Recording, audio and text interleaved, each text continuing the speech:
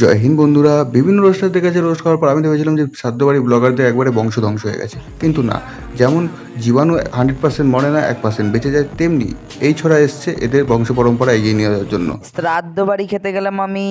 Yes মারা, আমার তো মনে হয় এই নিজে দাদুদাকে মেরেছে, তারপরে সেখানে ব্লগ করতে।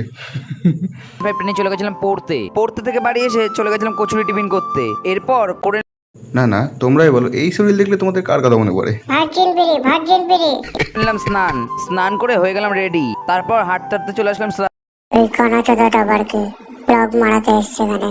খাওয়ার পর লাস্টে পেয়ে গেলাম দই। বাই দ্য ওয়ে, আমি এখন দই খাই। তোমরা এরকম মিনি ব্লগস দেখার জন্য চ্যানেলটিকে সাবস্ক্রাইব করো। বাই। আমাদের পেঁয়াজ মাথায় তোমরা কি ভাবছো আমি ভালো করে জানি। এটাই ভাবছো না যে এই ছেলেটা তো কষ্ট করে ভিডিও বানাচ্ছে, তাহলে তুমি এভাবে চাটছো কেন? আরে ভাই, পুরোটা দেশি পোলার আউটরো থেকে কপি করেছে। আউটরোটা যদি চেক করা হয় তাহলে চেক করতে পারো। টাটা।